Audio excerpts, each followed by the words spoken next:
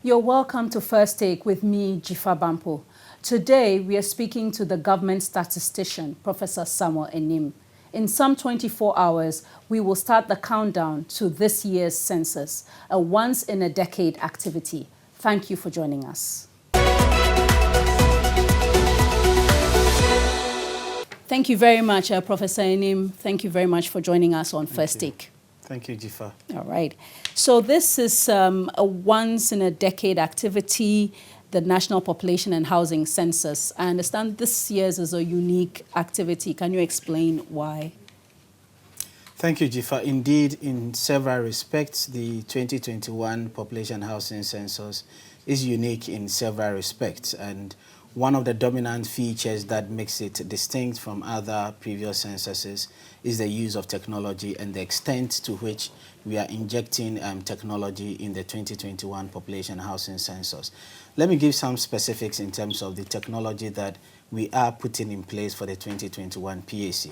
Anytime we talk about technology-driven census, people avert their minds to the use of tablets. But I'm always quick to say that although this is the first time we are using tablets in data collection for the census, it's not the first of its kind for Ghana Statistical Service. We just did the Ghana Census of Agric, which we used tablets, and also in our last Living Standard Survey, we used tablets. But what makes it technology-driven is improving on the resources around the use of tablets for the data collection. So one of the things that we've done to improve the use of tablets is the superimposition of geospatial resources to ensure that we have benchmark data and to improve the data collection process.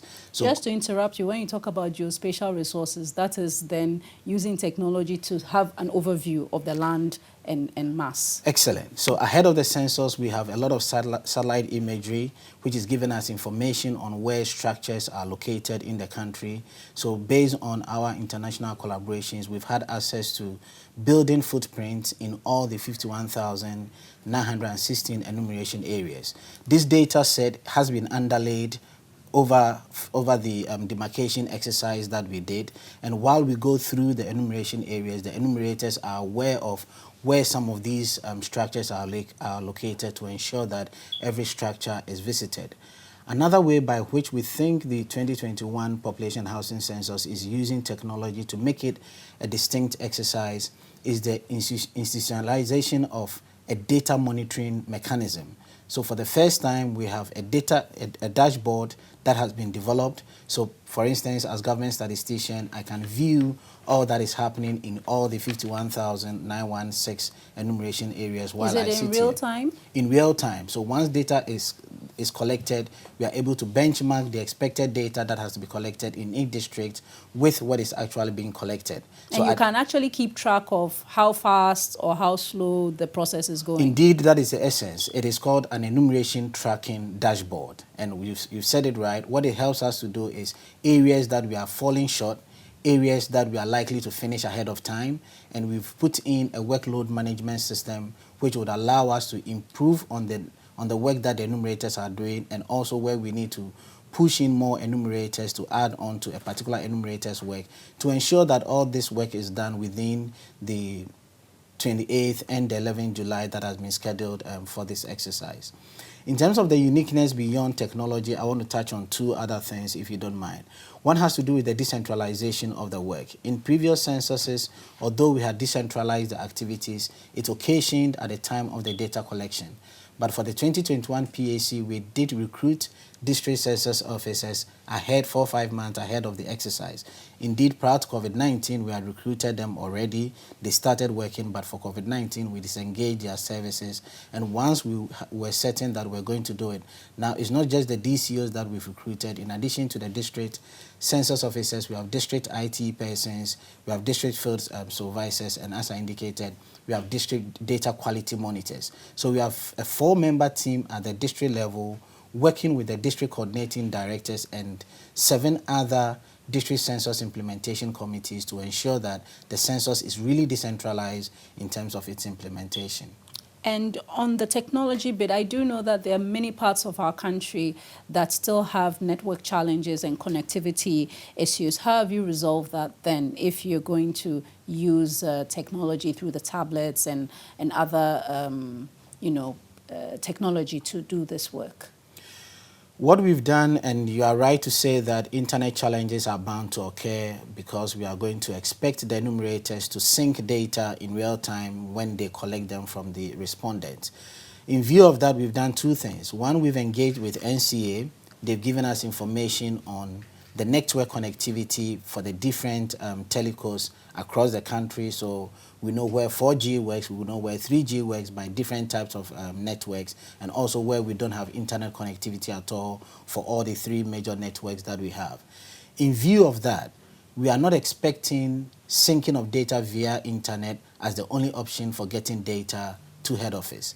We have Bluetooth mechanism where the enumerators without internet with Bluetooth, if they get into contact with their supervisors, the supervisors can then sync the data to HQ. And in areas where it would even be difficult for supervisors to sync data to the headquarters after receiving it from the enumerators, we are having district IT officers. As I indicated, for the purposes of the census, we have 272 statistical districts. But because of internet challenges that we have across the country, we are recruiting 476 district IT officers so that they can work closely with the enumerators and supervisors. They would pick the data, move to a place where there's connectivity, and then the data gets to head office. So these are the two interventions that we are instituting to ensure that data moves from the enumerators to HQ in real time, either through Bluetooth by the supervisors or through the district IT officers. All right. In as much as this process is ongoing, there's always a talk of Census Night. You say it's on 27th June. Why is Census Night so important? Why is it a reference point? It is a reference point because we want to have a uniform responses, a harmonized responses across the days that we're going to do the data collection. The data collection is starting on 28th to the 11th of 28th of June to the 11th of July. You'll be interviewing some people on the 28th and others you'll be interviewing them on the 11th of July.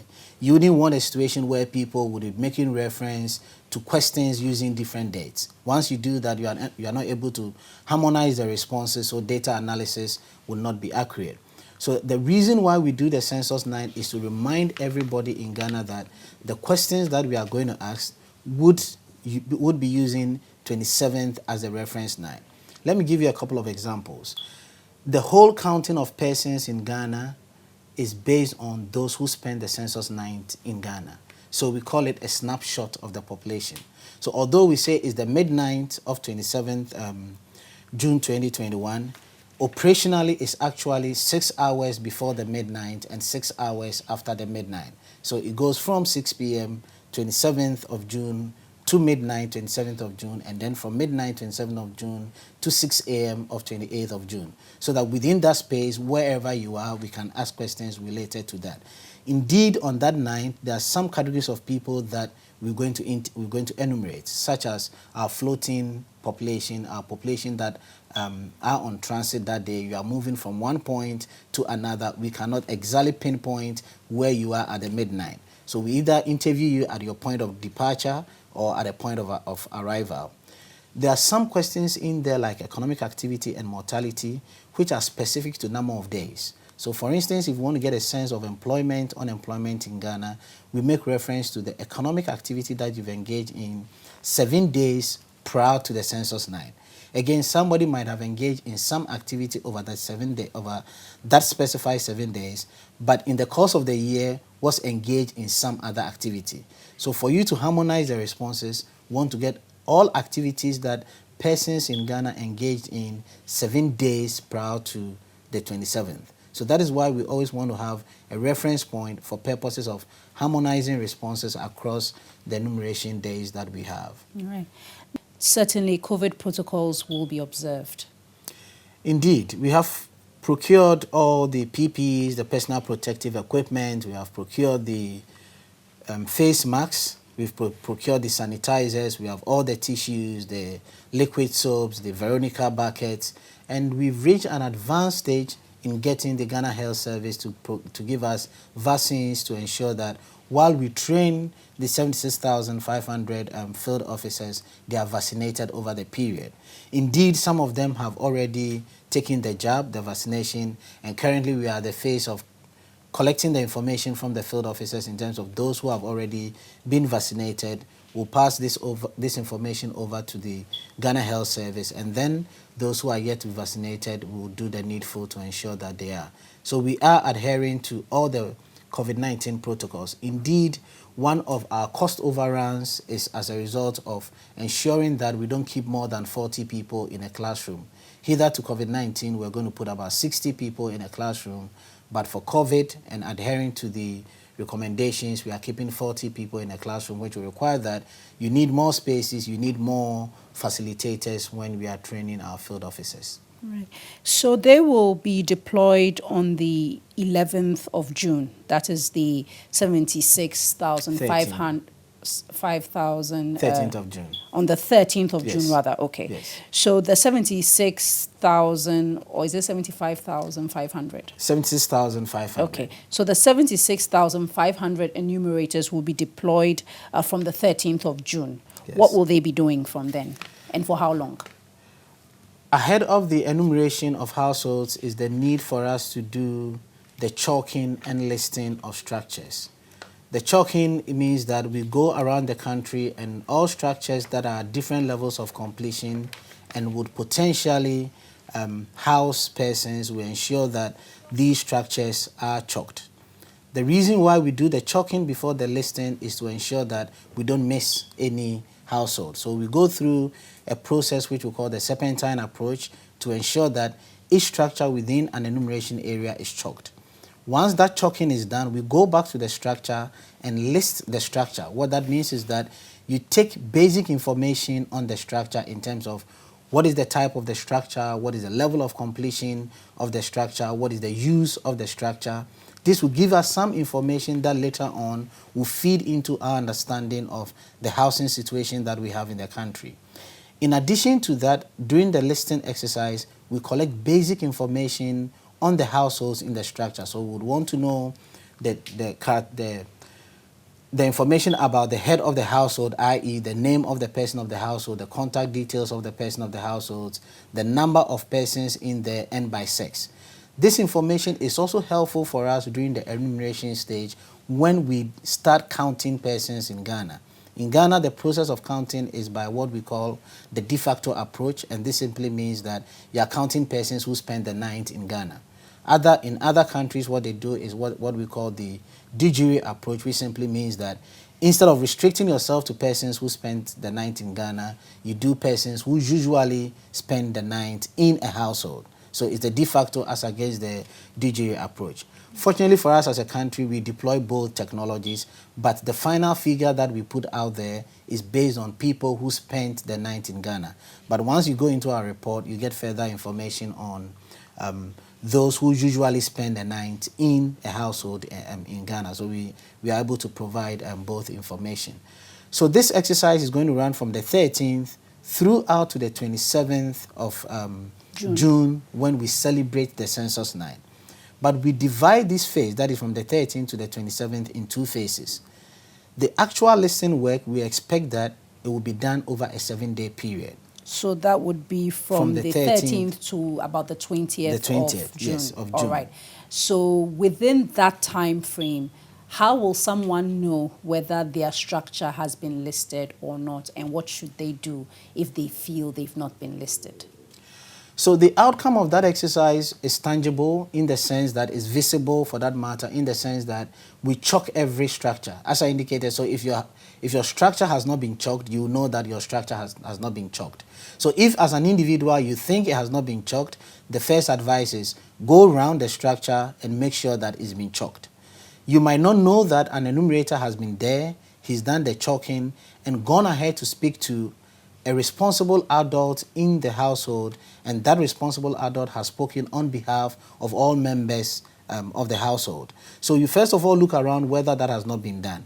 If that has not been done, we advise that you speak to or inquire from other adult members in the household, that is, if you are not the head of the household. And obviously, if you are not the head of the household, the first person you need to speak to is the head of the household to find out whether the structure has been chalked and listed. And there's been an engagement. There has been an engagement. All right. Once this is done, we strongly advise that if there is evidence that the enumerator has not visited a structure, the enumerator has not visited your area, you've spoken to your neighbors, and an enumerator has not been there, we have a call center and we entreat that by the 20th, you call. And that is why now we've allowed for a 1 week duration between the listing of structures and the start of enumeration. That 1 week duration would help us go back and ensure that every structure is chalked. So that you do a mop-up. Within that 1 week, and also that 1 week allows us to do what we call the workload management ahead of the enumeration exercise. So we urge all persons in Ghana to make use of our call center in the event where there is a suspicion or a feeling that their structure has not been chalked. All right. So from listing of structures, we then move on to the enumeration of people.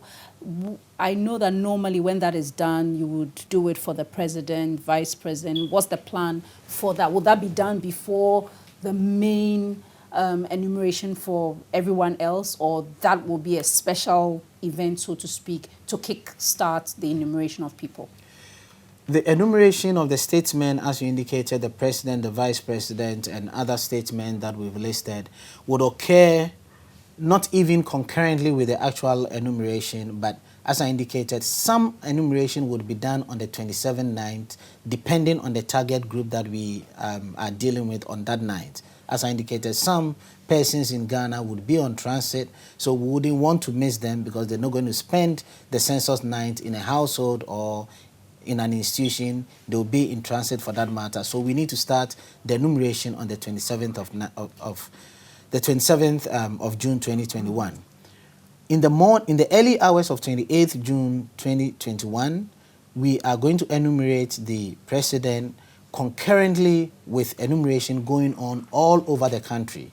The main reason why we start with enumeration of the president is the national character of the exercise. So as the statesperson, once he or there's evidence that he has availed himself for the exercise and that information is available to all of us, the general public in Ghana, then it whips up interest that indeed this is a national activity.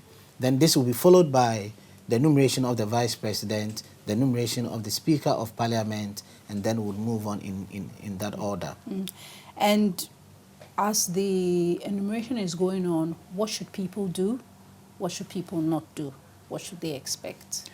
Let me, if you don't mind, let me take this question a bit back and request that all persons in Ghana should familiarize themselves with the census instrument.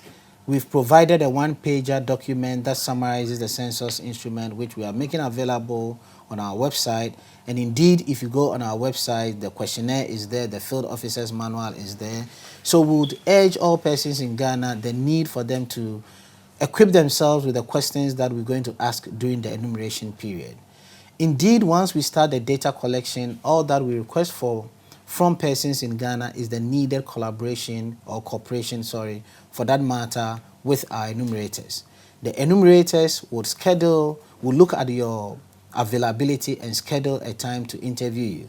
Obviously, the first instance where they would be coming to your residence, they wouldn't know whether your availability is in the morning or your availability is in the evening. If by chance they come in and you're available, that is our preference. But in the instance when there's nobody in the household, they're going to leave a callback card behind, and the expectation is that you fill it out, you leave it, and then the enumerators will pick it up, call and make arrangements with you in terms of the suitable time for the data collection exercise to be done.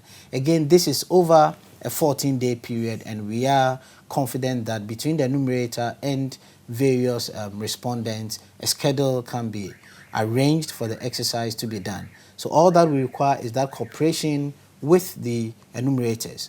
We are further assuring persons in Ghana that in the event where there is something suspicious about the enumerator or something that doesn't turn out to be pleasant to respondents, we've provided all our numbers. As I indicated, there's a call center, and once a call is placed, would quickly follow up either from the district level, the regional level, or even the case can be escalated to the head office for the necessary steps to be taken. Because we don't want a massive surge of calls in the last days of the data collection exercise, we are urging all persons in Ghana from the 8th of July to look out to whether they have been enumerated either as an individual or as household. Look out for a callback card, which might have been placed somewhere that you are yet to see. In the event where you don't find the callback card and within your neighborhood there has been the presence of a field officer in there, we humbly request that make use of our call center, and once that is done, we would ensure that your household is enumerated. So the date that we need to look out for is from the 8th of July. We are pleading that let us not wait to the 11th so that we get a massive surge of people calling in indicating that they have not been enumerated. Is the GSS fully funded for this exercise? And how much are you spending? We are spending 521.3 million Ghana cedis on this exercise, and Ghana Statistical Service has received all the needed funding for the exercise in terms of mobilization. And we take this opportunity to mention to all our enumerators that unlike other experiences, this 2021 Population and Housing Census has funding for the enumeration exercise already ring-fenced, and once they go through the process, normally the delays arise based on the clearing of the enumerators. That is why sometimes there are lags in the delay. But once we are successful with clearing all our field officers after the data collection exercise, they've handed over all the data that we need, which is critical. They've handed over all the logistics that were given to them. Most important is the tablets. Then it paves the way to do the needful by paying them whatever outstanding money there is. A group called the Center for Socioeconomic Studies complained about the survey instrument that is going to be used to identify ethnicity. And they specifically point to number 4, the 4th column, which refers to the ever ethnic group, which doesn't have subgroupings with their specific nomenclatures. Why is it that that is the way it is, and this group is complaining that the other ethnic groups have their subgroupings but not the ever ethnic group? Let me put on record that this has been the situation since the 2000 census, the 2010 census, and in 2021 we are seeing the same.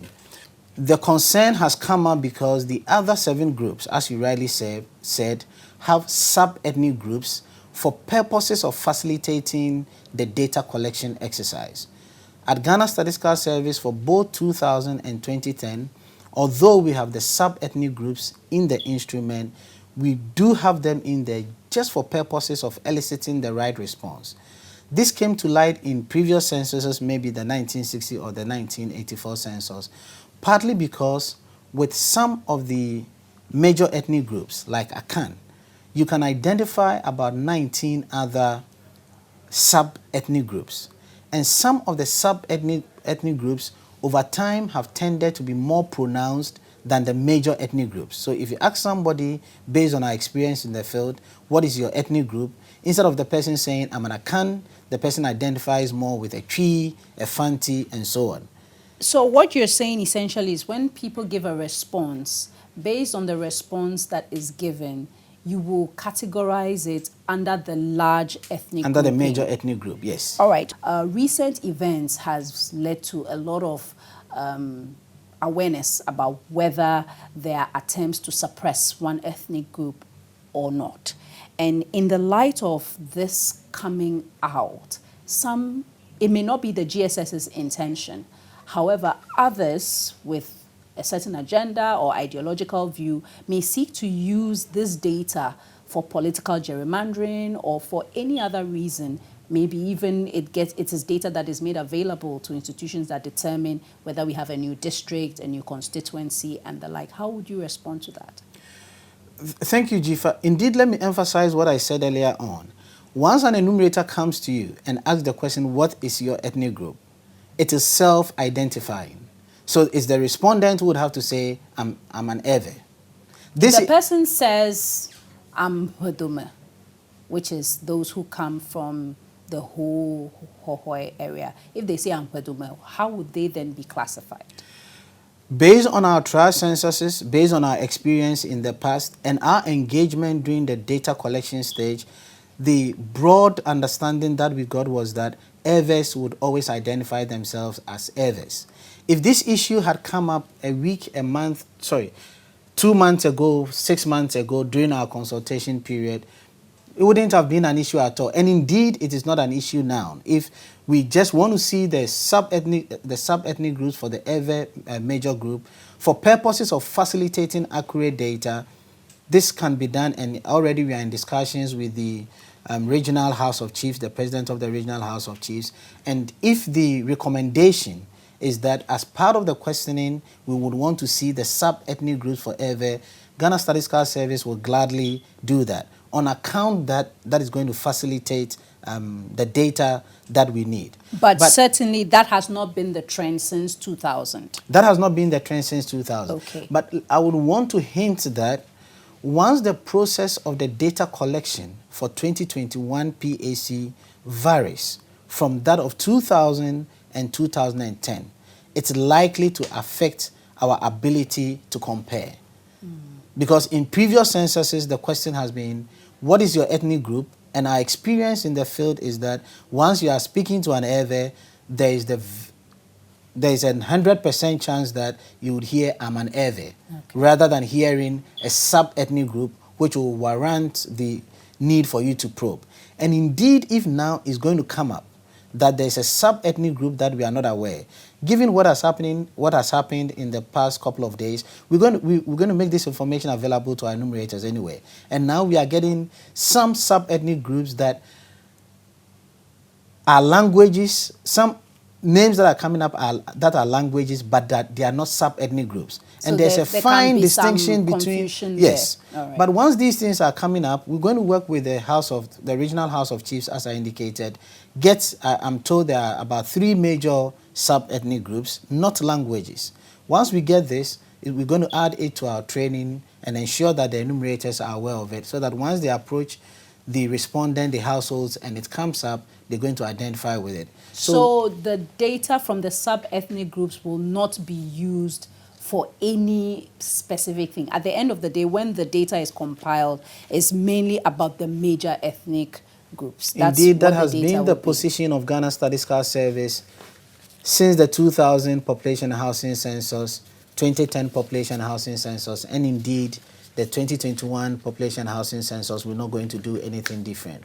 What we're going to make sure is that from the 2021 Population and Housing Census, even the micro data that is going to come out would suppress the data on sub-ethnic groups, so that even if it's not Ghana Statistical Service, that data would not be used by any agency. As I said, it's just to facilitate the arrival of the major ethnic group category. All right. And we're wrapping up, sir. Prof, any final words? What do you want to say to everyone as this process starts? Jifa, this exercise, as I indicated, happens only once in 10 years, and I'm happy you emphasized that point. We should not allow this 10-year exercise to go for us to say that it's a missed opportunity. My message to all persons in Ghana is that let's avail ourselves for the exercise. Let's keep in mind that this is not a partisan exercise. This is not a government exercise. This exercise is about inclusiveness. We want to get everybody on board, irrespective of your religious affiliation, irrespective of your ethnic affiliation, irrespective of the remotest part of the country where you live. It is the only opportunity that would give a voice to every person who would spend the census night in Ghana. And indeed, even with persons who have people outside the country in the last 12 months, information on them will be collected. We need to give this exercise the needed attention to ensure that we get the right data for the needed development that this country requires. Thank you very much, Professor Anim, government statistician. Thank you for joining us on First Take. Thank you, Tifa. You've been watching First Take, where I've been in conversation with a government statistician, Professor Sammuel Anim. Thank you for joining us.